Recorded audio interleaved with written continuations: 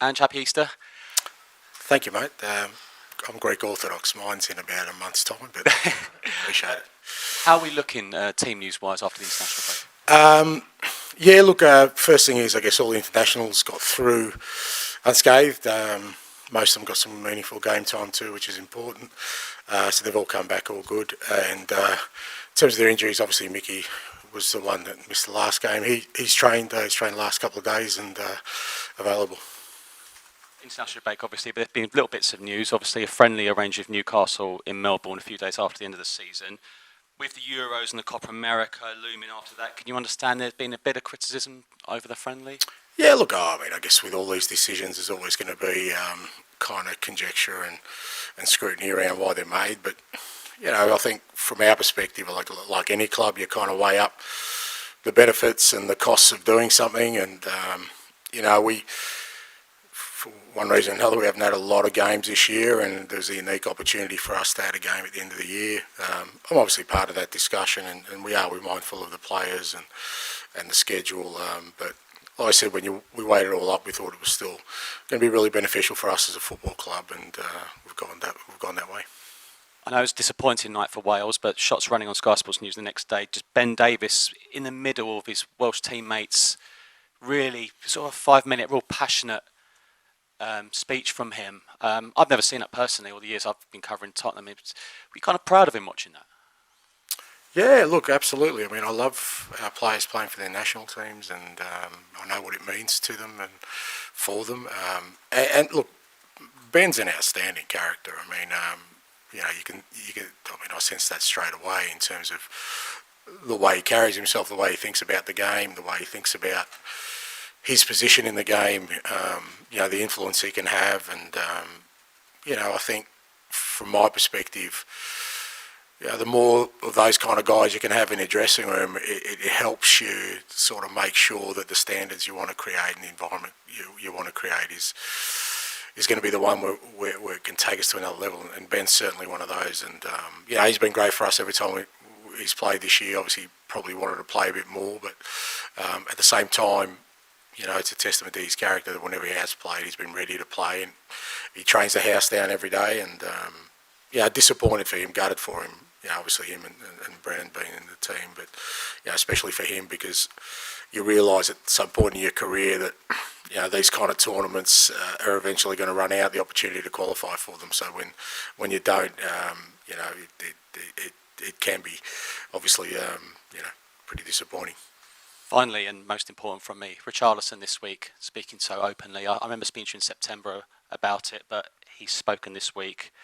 Really brave. A reminder, I suppose no one really knows what's going on. He spoke openly about the post-World Cup and how much he struggled. It's not just Tottenham and Everton fans, but I think everyone, millions have watched it and think so highly of him. What have you spoken to him in your thoughts? And it's just a reminder, isn't it? It doesn't matter who you are, how much you earn. We just don't know what's going on behind closed doors. Yeah, absolutely. I think I've said before, you know, they strip it all back. They're all just human beings. And no, I haven't spoken to Richie, but you know, I think you know Richie has really benefited from you know the support that does exist, not just for him, but for others in the community. And I think because he has benefited so directly, I think he's taken on the responsibility of trying to share that around now, and it always makes more of an impact when it is somebody, you know, who's higher profile or in a position where we think, well, you know, they shouldn't really have any problems, or, you know, we see it as a sign of weakness when they're looking for help and support. And it's a credit to him that, you know, he could have dealt with this privately, obviously, but I think the public aspect of it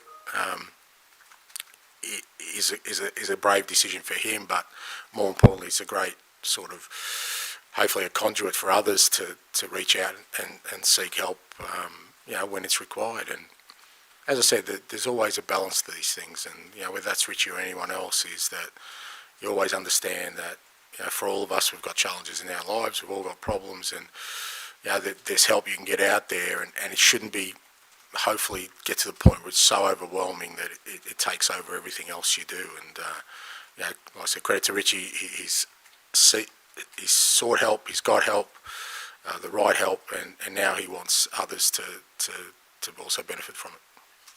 Hi, Ange. Obviously, you've got your full squad back together again now. Do you feel that the 2 week break came at a good time off the back of the loss to Fulham? What have you seen from your players in training today? Perhaps was it a good time to reset the emotions after that loss? Well, I mean, it's hard to say. I mean, at the end of the day, every international window is the same. You play the game, the last game before it, and whether it's good, bad, or otherwise, that by the time they leave the dressing room, they're gone for a good 10 days. So, we use that time best we can with the guys we've got back here, and then you kind of hope, like I said, they get through their international commitments unscathed. And once they get back, the key thing for us then is to make sure that when they're back with us. And part of that process is to review the last game, go through it, give them the feedback they need, and then look ahead. And training was good today. It's the first day we've had everyone in today, and they look good, they look bright, and ready to go. What has been the feedback from yourself and the coaching staff to your players ahead of the game against Luton? Look, a tough game. Luton have been ultra competitive all year. They've always, in every game, really made it hard for the opposition. I think Rob's done a brilliant job this year, considering all the challenges they've had and the challenges they've currently got with injuries. Like I said, every game I watch them, they're always competitive. They always make it difficult for the opposition, and it'll be no different for us tomorrow, and we've just got to be ready for it. We're back at home. Obviously the last game was disappointing, but we want to make sure that we get back to playing our football and be at our best, because that's what's going to be needed. Just staying on Luton finally, I mean, obviously you beat them 1-0 back in October, and Rob Edwards has said that his team are going to go on the all-out attack tomorrow. So what can you take from that first game against Luton this season going into tomorrow's one? Look, it was a different game.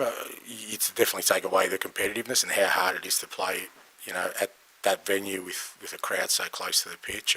We obviously had Eves Basuma sent off, and it was a different kind of victory for us.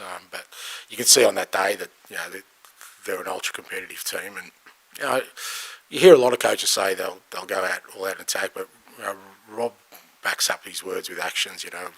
When I've seen them play, whether that's against City or Liverpool or Arsenal or any of the top clubs, they've still gone out and been really aggressive. So they're going to be aggressive against us, and we're going to be ready for it. Can I just very quickly check on Richarlison? He didn't play any minutes for Brazil. Is he okay, fitness-wise? Yeah, he's okay. He's had a bit of a knee niggle that we've kind of been managing him, and I think Brazil managed him, but he trained today, and he feels good, so he's available. Back on Ben Davies, got his UEFA A licence this week. I think he wants to do his pro licence before he finishes playing as well. You've obviously someone that's given a lot of young coaches their opportunities. Just destroyed the chair there, mate. He's not getting my job, mate. He's got a bit of a way to go, Ben. Yeah, so.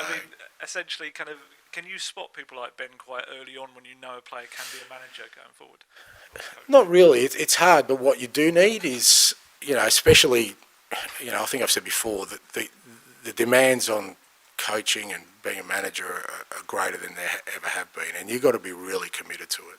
And part of that process is obviously doing your badges, which is not easy. It requires a huge time commitment, a financial commitment, and that's kind of the first part of it. And then you're not necessarily going to start at the top. It would be great if we all did, but you've got to put in some hard yards there. And so for me, it's one thing to sort of be really passionate about it and sort of wanting to explore the possibility of it. But as I've said to many players, if you think it's an extension of your playing career, it's nothing like it. It's a totally different experience. But like I said, part of that process is making sure you try and gain as much knowledge as you can along the way. And Ben's already showing those qualities. You need to have a constant curiosity about getting better and trying to improve yourself. And it's a good place for him to start, but I still think he's got a bit in his locker in terms of his playing, and I'll be making sure that that's still his main priority.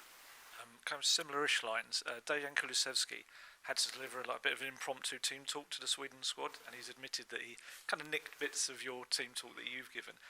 Kind of, how does that make you feel? Does it kind of make you feel you've made an impact? Or? It's okay if they win. I wouldn't be happy if he was using my words and they didn't. No, look. You kind of, you hope. It's not always the case, but you hope when you talk, people are listening. And you hope that you can make an impact on them from not just a football perspective, from a life perspective as well. And like I said, sometimes sometimes they listen, sometimes they don't. Sometimes there's probably a valid reason why they don't listen, because I can talk some garbage myself. So, but if they can take away stuff that's positive, I think that's it's great for me. But more importantly, shows me that at least I'm getting their attention most of the time. And Christian Romero said this week that he would like to play at the Olympics if possible. Obviously, you have the Copa America as well. I know obviously you like players to play for their country. Is there any concern that any lack of rest you might get this summer? Yeah, look, with all those things, I mean, the Olympics is a little bit of a different issue, because clubs aren't obliged to let players go for the Olympics, and from that perspective, we have a little bit more of a say in it than kind of other internationals, and certainly from our behalf as a club, we'll always be looking at kind of making sure that there's a balance there, and he hasn't spoken to me about it, no one's spoken to me about it, but I guess my pretty strong advice would be that with the Copa America at the same time, and hopefully gearing up for a big season next year, I'd be suggesting rest is a better policy. Just very quickly, because I've just remembered it. Rodrigo Bentancur said this week he's been playing with a broken toe for last month. Does it just kind of show what a warrior he is? Yeah, it's broken small toe. He's got 9 others. It's I don't think I think no one can question Rodrigo's courage with what he's had to deal with recently. It's one of those things, but he didn't want to stop playing, and medical advice was he could keep playing, so he's still been training and playing. He hasn't missed a session as far as I can see, and I think it's better now anyway, so he's fine. Okay, we'll finish with George, please. Hi, Ange. I just wanted to go back to the Fulham game. When you reflected on that, what did you sort of see, or what are the things you saw that you didn't sort of like about that performance? Oh, there was a whole range of things. I think I said after the game, we didn't work as hard as we have been in other games. It was probably the first game this year where I haven't felt our competitive levels were where they should have been, and when they're not, you're gonna pay a price, and we did on the day. I thought Fulham were good. It's a tough venue anyway. They're really good at home, and we just didn't reach certain levels, both in the physical aspect of the game, which, like I said, we've been really consistent in that this year.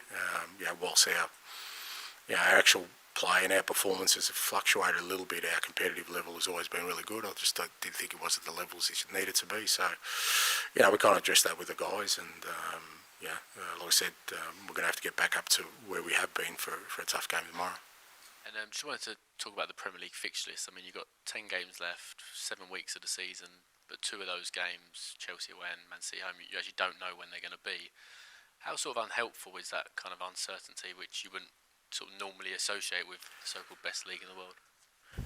Well, I mean, I guess, it's been, look, I think I said before, it's been a real weird season from that point of view of just there hasn't been any real consistency or flow to our season. Some of it self-inflicted because obviously we didn't have, long cup runs. We weren't in Europe. But it just feels like we've always had some sort of disruptions, weekends off or, midweek games at unusual times, uncertainty. So it's just been that kind of season for us. We've just sort of got to get on with it. At the end of the day, like I said, we know we've got 10 games to go. We know when the last game is, and we'll have to play the other ones in between and just be ready for them.